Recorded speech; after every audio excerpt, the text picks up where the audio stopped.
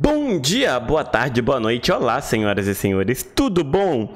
Eu disse que eu ia ver o análise do Evandro do 1110, estou um pouquinho atrasado, mas é porque esse final de semana foi pesado por conta do calor absurdo que fez, eu passei mal, inclusive um pouco no domingo, um pouco na segunda, tá? Mas estamos melhor, não é à toa que eu tava só gravando vídeo curto mesmo. Voltando a gravar vídeo longo, let's go, gente, para análise do Evandro do capítulo 1110. Dizem que as Akumas no Mi foram encantadas por demônios do mar. Quem come ganha poderes incríveis, mas os mares se voltam contra eles. Porém, nunca vimos o que são esses demônios.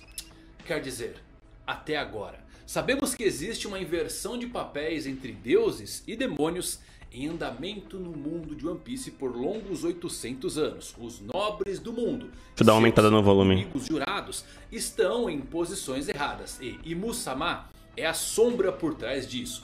A antítese do amanhecer. E que pode ser a origem de tudo. O diabo primordial mostra agora os seus satélites. Quer saber onde vivem os verdadeiros monstros? Então se liga que eu vou falar nisso agora. Cara, esse capítulo foi... Fala galera, Evandro Fusari aqui mais um vídeo pra vocês, como é que vocês estão? Também dá pra ver daqui a empolgação finalmente revelando as frutas, quer dizer, será que são frutas? Os poderes do Gorosei são... Eu tô muito curioso pra saber se são frutas ou não, pô. Muita coisa... Muito. Me arrepio, eu sou besta, né? Eu falo as coisas e me arrepio. Tem muita coisa boa nesse vídeo, sério. Assiste até o final porque esse capítulo foi surreal. É sem dúvidas uma das maiores revelações de toda a série até agora, porque podemos estar frente a frente aqui com os verdadeiros demônios, o poder inerente e não a Akuma no Mi. Se você é novo no canal, curte o vídeo na boa aí. Se você curtiu, peço para você se inscrever. Se você já é da pior geração, deixa o dedão no like para dar força. E antes de começar o vídeo, dá um confere aí no nosso patrocinador. Olha só o que acabou de chegar para mim, galera. O tesouro... Gente, eu vou pular porque se eu não pular, vocês vão pular. Dizendo que vai... Então, usa o cupom MangaQ para 5% de desconto. Aproveita. Recadinho dado, vamos falar tudo agora sobre One Piece 1111. Então vamos lá, meus amigos. Começamos aqui com a nossa história de capa que mostra Yamato dizendo que vai viajar por todo o ano como Oden fez. Isso aqui é muito legal porque podemos ter outras perspectivas não exploradas do país de Wano. E além de quase certamente vermos o que houve com Kaido e Big Mom, também devemos dar uma olhada em um dos pontos que eu considero mais misterioso de Wano e que nem tivemos um vislumbre de entrar lá dentro. O vulcão do Monte Fuji, que deve ser o lugar que abriga a forja dos Poneglyphs. Dado que Oden aprendeu a língua antiga, Yamato deve acabar passando por esse lugar, entre outros tantos que ainda não vimos em Wano. Já o capítulo começa com as reações de alguns personagens, como a vice-almirante Bluegrass, Bonnie, Frank ou Atlas, ao verem os enormes... Mano, eu não memorizei o nome de nenhum vice-almirante novo, velho. Nenhum. Gigantes e pacifistas continuam destruindo os navios da marinha e o caos é total. Mas mais uma vez, meus amigos, esses raios não são raios normais de Haki, são raios visíveis a todos. É alguma força obscura nova e relacionada ao leque já misterioso de poderes do Gorosei. Então vamos para Mary Joyce e uma das melhores revelações desse capítulo. E vocês já vão entender por que uma sala vazia é tão reveladora. Vemos aqui o quarto dos 5 anciões, que está completamente vazio. Apenas um enorme círculo mágico em chamas no chão. Exato. A sala tem apenas um Dendemushi visualizando a mensagem do Dr. Vegapunk. E por que isso daqui é deveras importante? Porque esmagou uma teoria atual que tínhamos de que o que vemos em Egghead eram apenas projeções. Não, eu tinha certeza que não era. Essa teoria ganhou muita força de que ele ainda poderia estar lá no navio seguro e controlando remotamente o Saturno que vemos em Egghead. Mas isso mudou de figura, já que vemos a sala vazia com um círculo mágico em Mary Joyce. Isso prova que o que está em Egghead é real. E se exatamente. É real, torna tudo mais absurdo porque não sofre danos. Eu quero chamar a atenção aqui a outra coisa. Tivemos um zoom a mais no círculo mágico quando as silhuetas do Gorosei começaram a emergir em Egghead. Se você olhar atentamente, vai notar que esses símbolos do círculo... Calma aí, gente. Rapidão. Calma. Eu tô só com uma pequena desconfiança de que... Pera, deixa eu puxar isso pra cá. O volume do meu microfone tá bugado de novo. Ah, não tá. Não, eu esqueci de verificar antes de abrir o... De começar a gravar meus vídeos hoje à tarde. Do Reino Antigo. Então não só esse círculo com inscrições antigas torna tudo misterioso, mas o fato deles se comunicarem telepaticamente sugere que eles não são algo natural. Você já se perguntou qual a necessidade do círculo mágico ficar ativo aqui na sala vazia em Mary Joyce? Talvez ter um círculo ativo na sala do Gorosei meio que prova que eles têm algo que acaba os conectando. Porque o círculo que ficou na sala vazia possivelmente é a maneira deles conseguirem retornar para Mary Joyce sem ter nenhum ancião por lá. Ou seja, eles podem ir para qualquer lugar do mundo que exista um dos 5 Gorosei. Bom, faltam 7 minutos para a mensagem do Dr. Vegapunk. O que no mundo real aqui dá uns 8 anos. Podemos ver Vegapunk. Mas passou pelo menos. Passou 3 minutos num capítulo só, que pra mim é um milagre. Temos uma das maiores revelações de toda a série, meus amigos. Finalmente vemos 4 sombras enormes emergindo dos círculos mágicos que aparecem ao redor do Saturno. Luffy está em choque e nós também. Agora existem 5 monstros na sua frente. E uma cena épica e aterradora, capaz de arrancar arrepios de qualquer fã. Podemos ver todos os membros dos 5 anciões frente a frente com Nico Del Sol. Com a sua versão. Todos os 5 anciões estão usando suas formas de feras despertas, com a fumaça escura e flamejante em volta dos seus pescoços. Mas, meus amigos, não pense que a maior revelação da série são as formas. Na verdade, a bomba mora são os nomes. Notaram algo diferente aqui?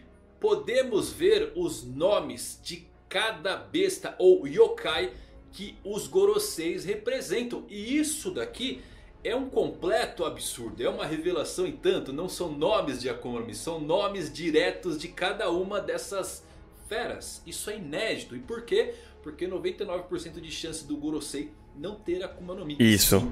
Ter o poder pensei a mesma coisa dessas feras. E eu até arrepiei aqui. Vamos falar de cada um deles? Sanjay Garcia Saturno é um Gyuki. Gyuki, galera, é um outro nome yokai pro Ushi Oni. Então estava certo desde o começo.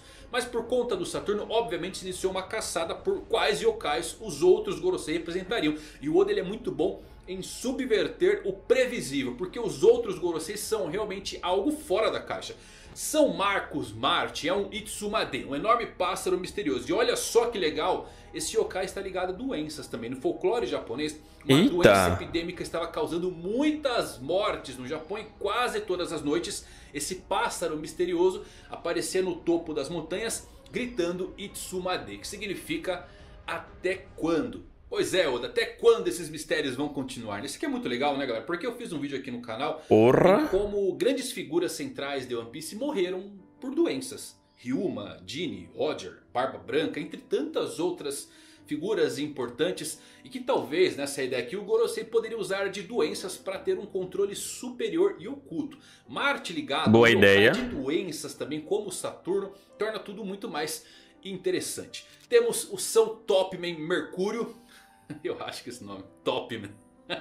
O Topman é um Hulk, um javali gigante com 4 presas. Isso aqui é maravilhoso também. Porque os javalis, eles são geralmente considerados sagrados lá no Shintoísmo e outras mitologias não budistas do Japão. Então mesmo em Wano temos um enorme javali chamado Deus da Montanha. Eles não parecem ter nenhum tipo de yokai ou kami específico associado a eles. Eles parecem ser mais usados como um símbolo para divindades em geral. Só que eu acredito que o javali que está sendo referenciado aqui com Topman pode ser das lendas dos trabalhos de Yamato, que acaba derrotando um javali demoníaco. Só que então eu lembrei de uma outra coisa. Princesa Mononoke, que tem um deus javali de 4 presas, e quase certamente o Oda deve ter se inspirado aqui porque ele é fã do estúdio Ghibli. Inclusive, sabe aquela cena muito legal do Aramaki andando em Wano e nascendo plantas dos seus passos? Belíssima aquela cena, né? Isso aí também surgiu de Princesa Mononoke com o espírito da floresta. Muito legal, né? Então, caraca! Daqui também. Bom, o São Itambarão Vênus Juru é um Bakotsu, um cavalo esqueleto. E na minha cartela de bingo eu definitivamente não coloquei que o Gandhi seria um maldito cavalo esqueleto. O Vênus sem dúvida, lembra bastante aqui um cavaleiro do apocalipse. Eu pensei a mesma coisa, lendo. Mais estranho e deslocado dos outros é o São Shepard Júpiter, que é um enorme verme de areia. Quem assistiu Duna recentemente, aí eu já leu os livros. Eu vi o primeiro. Teve uma bela surpresa, né? Agora, não achei yokais ligado a verme de areia. O visual dele parece muito de Kat, Frumpt, as serpentes primordiais de Dark Souls. Quem joga aí conhece. Bom, o não conheço. de Júpiter, sendo diferente dos outros, galeras, que tem temas yokais, enquanto dele não, é curioso, porque ele é o ancião de aparência mais jovem do Gorosei. E eu me pergunto se isso dá mais provas da ideia de que ele pode ter se tornado um dos 5 anciões mais tarde do que os outros.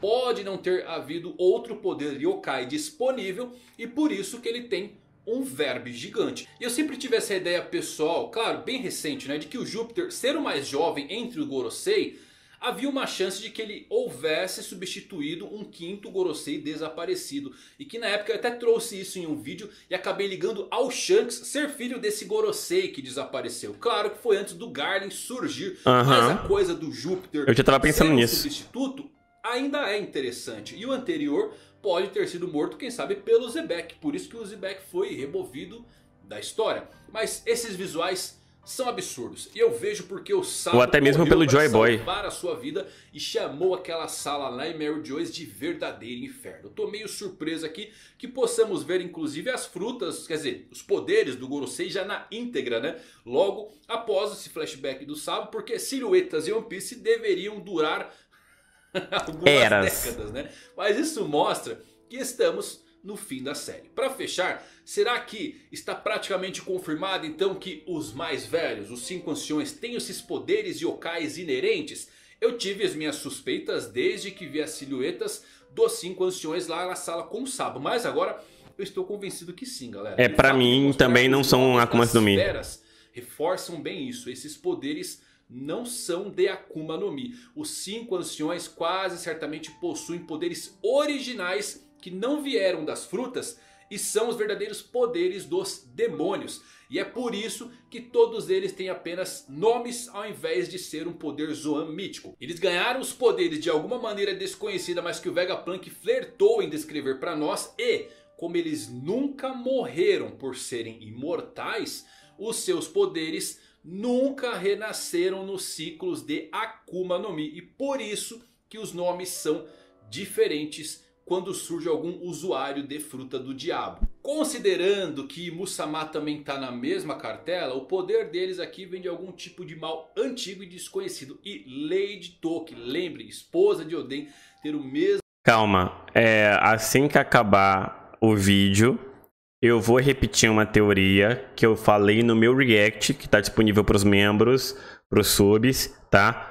Que essa teoria ela é muito dependente do nome do último capítulo. Então se vocês quiserem ouvir essa teoria, caso você não tenha visto o react lá do capítulo em si, fica no final do vídeo, por favor. Mesmo nome da sua fruta, Lady Toki, Toki Toki, é mais uma vez algo a ser lembrado. Porque ela pode ter sido a primeira dica da existência de poderes inerentes antes das frutas. E o Gorosei parece agora confirmar isso. Eles não são frutas do diabo, eles são demônios literais. O título do capítulo inclusive é interessante, né? Estrelas descendentes. Só que tem um trocadilho aqui em japonês, porque o kanji utilizado é o mesmo para um deus que desce à terra. Você pode interpretar isso como o status dele ou um nível divino. Claro, com aquela inversão de papel existente no status quo do governo mundial e os seus inimigos jurados. Fora isso, sem dúvidas, esses são alguns dos melhores designs. Ele já deu uma dica da minha teoria. Venus Juru, em sua forma de cavalo esquelético, é um dos 3 designs mais interessantes de toda a série para mim. Eu também acho muito interessante que quando todos eles aparecem pela primeira vez, isso aqui é legal, hein? Os olhos deles pareciam bastante com os olhos de Imusama quando ele devorou as chamas de Sabo. Venus Juru então usa o seu poder para ver onde estão os pacifistas e ele corre em direção deles e o corta. Parece que ele usa uma lâmina preta aqui, hein, galera? Pode ser só aqui, claro, mas vale lembrar que ele quase com certeza carrega uma das 2 espadas lendárias, a Shodai Kitetsu. Bom, Venus Juru representar a morte em um cavalo pode acabar sendo uma boa luta contra o Zoron. Quem sabe desencadeando um flashback que revela o que exatamente aconteceu quando o Zoro viu o ceifador em Onigashima. Venus Juru se transforma na sua forma híbrida e parece um centauro agora. E ele corre por toda a ilha de Egghead, derrotando rapidamente os pacifistas. E ele utiliza poderes gélidos do submundo que congelam os circuitos dos pacifistas. Eu não tinha notado que era de gelo não, tá? Metade dos pacifistas de toda a ilha não tinha notado. São completamente derrotados. Esqueleto, poderes gélidos. Interessante pra caramba, né, galera? Ele realmente é um demônio do submundo e pode usar o gelo infernal como o Brook. O Zoro, que luta contra o Lute, tem rastreado um haki estranho aí por toda Egghead. É lógico que ele pode estar sentindo aqui Venus Juru atingindo pacifistas por todo lugar. E a transição do Venus usando a sua Kitetsu, logo na sequência vendo o Zoro também usando a sua, é muito legal. Acho que o Oda tá unindo os dois aqui. Pode ser a hora em que o Zoro finalmente atualiza sua Sandai Kitetsu para a Shodai Kitetsu. E o estilo de raposa de fogo... Não acho que vai ser agora não. Do Kinemon pode acabar sendo bem útil, né? Contra os golpes gélidos desse Gorosei. Mas continuando, o Marte voa e tenta atacar Labo Phase saltando sobre a barreira. Mas a barreira, por enquanto, ainda se mantém. Ainda tá tancando. O Sanji seria uma ótima luta contra esse Gorosei voador, já que o nosso cozinheiro é capaz de andar no céu. Pode ser que tenhamos, né, uma breve escaramuça, seria legal. Enquanto o Luffy luta contra o Saturno, o Júpiter, o verme de areia enorme, mergulha no chão preparando um ataque sorrateiro. O Usopp conseguiu parar o Thousand Sun que estava escorregando. Eu particularmente acho que essas lutas não vão acontecer agora, tá ligado? Eu acho que vai ser, tipo, que o foco desse momento é fuga. Eles vão pra Elbaf pra se preparar, para aprender algumas coisas, para descobrir segredos. E só lá mais pra frente que vão rolar essas lutas individuais. Criando uma barreira de bambu graças à sua técnica Green Star Bamboo Javelin. E o Usopp, olha só, ele tem uma visão privilegiada do alto e poderia fazer bons disparos, quem sabe para impressionar seus amigos gigantes, né? O Sanji liga para todos via Dendemushi dizendo que eles devem escapar agora e não devem esperar por ele e o Luffy. O Jinbe chega no local onde o Zoro e o Lute estão lutando e podemos ver que uma das espadas do Zoro ali está girando no ar devido a um dos ataques de Rob Lute. O Jinbe avisa o Sanji que o Zoro ainda estava lutando e o Sanji, claro, não perdendo a oportunidade, bravo, pergunta por que o Marimo ainda não acabou o chamando de fardo. Zoro escuta o que o Sanji diz sobre ele e fica bruto. Zorão então ataca com uma nova técnica chamada Shugan Madara. Ele desvia de um ataque que veio logo na sequência e agarra a espada que estava no ar. E então ataca Lute com outra nova técnica chamada Santoryu Kokoba Madara Gari. E assim a luta termina. Olha só, a piada é boa, não envelhece. Sanji e Zoro se provocando. É legal, né, galera? Mas essa luta, sem dúvidas, foi uma das piores do Zoro. O Oda ele queria apenas separar ele do grupo por tempo suficiente. Não tem problema. Mas não lidou muito bem com essa luta, não. Espero e eu concordo. Quem sabe contra Venus Juru. Lembrando que 11 do 11 é aniversário do Zoro. O próximo capítulo é o 1111. Vamos ver se o Oda aí dá um presentão digno pro Zoro e pra nós. De volta ao Luffy versus outros anciões, o Júpiter surge de repente sobre o Luffy e o engole. Mas Dory e Brog chegam ao mesmo tempo com um golpe bem sugestivo chamado Taiyo no Ko ou Serra Solar. No ápice de tudo, vemos que Dory e Brog cortam a cabeça de Júpiter e assim acabam libertando Luffy. O encontro de velhos amigos finalmente aconteceu. Que capítulo insano. Júpiter morreu aqui? Certamente que não, né? Nem a pau. Se revelar, vai morrer? Lógico que não. Ele deve ter os poderes igual ao do Saturno e deve ter tomado 0 dano. O que mais me impressionou aqui é o fato do Dory e Brog não parecerem nem um pouco assustados com aquelas figuras. Eles estão rindo no final do capítulo. Embora todos os 5 Gorosei estejam ali com intenções assassinas e formas demoníacas. Será que é o efeito de Luffy comunica fazendo as pessoas rirem? Eu presumo que é uma mescla de tudo, né? Eles devem estar extremamente animados porque são bravos guerreiros. E também finalmente conseguem ver Luffy. Não só isso, eles não têm medo da morte. O Sol e Nika sendo Luffy acaba fazendo esse clima perfeito. Paralelamente aqui temos esse tema de futuro e passado se encontrando em Egghead. Porque Dory e Brog salvando o Luffy de ser comido por uma criatura gigante já aconteceu em um arco anterior. Sim, meus amigos, lá em Little Garden o Dory salva o Luffy cortando também a cabeça de um dinossauro que o engoliu. Este parece ser um capítulo que vai mudar o One Piece daqui pra frente. A vibração, o clima, os designs insanos, as implicações desses monstros gigantescos diz muito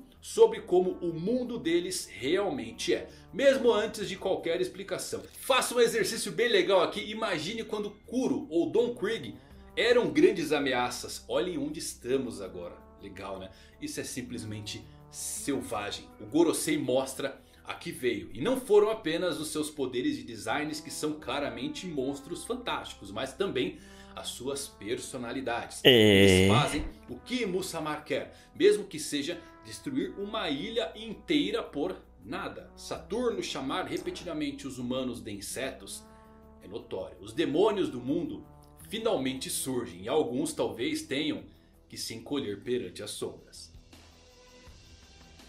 Acabamos? Insano, né, galera? Acabamos. Um dos melhores capítulos, sem dúvidas, de Egghead. Eu achei que era um arco somente de revelação, não vai ter luta nem nada. Mas pô, tamo no Gorosei revelando os poderes. Eu também não esperava que ia rolar são os poderes que viram lutas posteriormente. Como nenhum deles morre, então renasce. Por isso que são legal, né?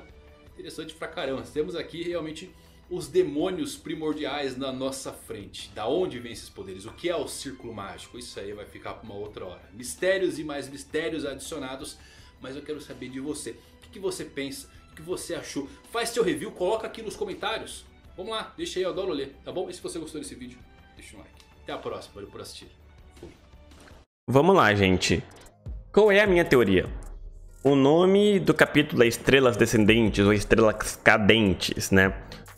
A gente sabe muito bem que o Oda se inspira em várias mitologias, em várias histórias, em várias culturas, né?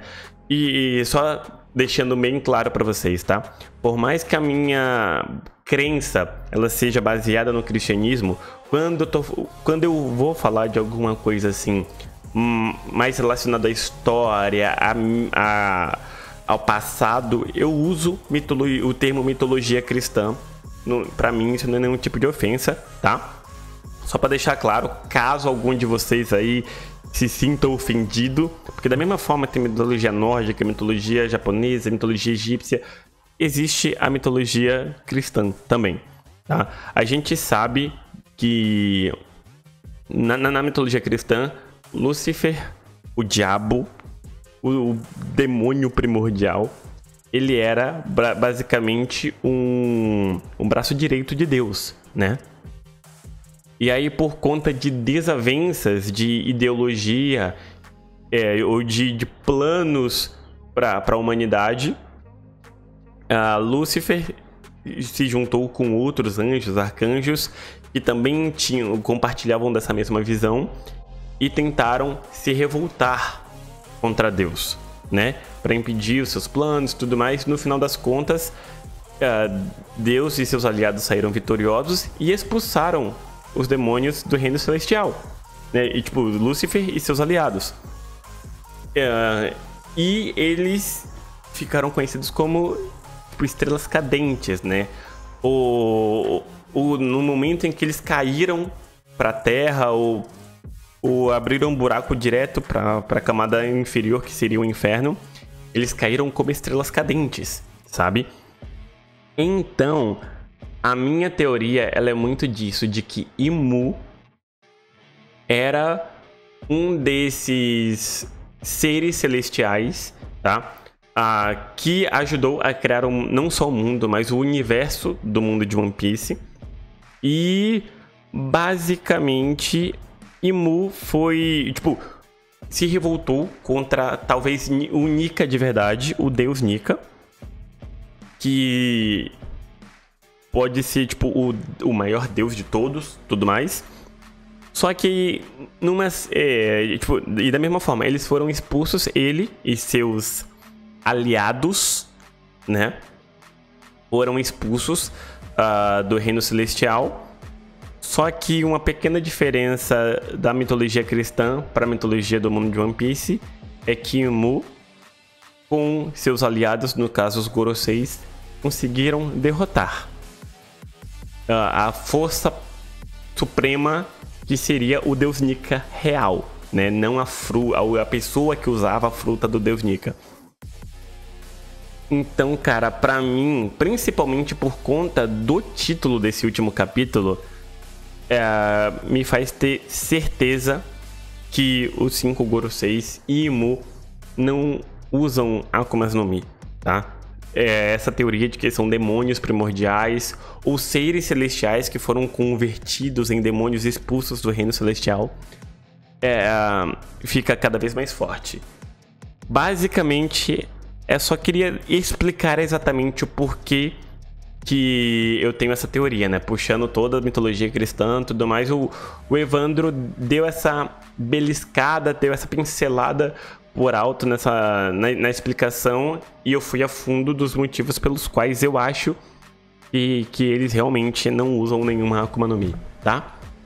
Mas, cara, que capítulo absurdo, velho. Essa imagem magnífica, magnífica, tá? Enfim, gente, obrigado pela sua companhia até aqui. Até a próxima e eu fui. Tchau, tchau.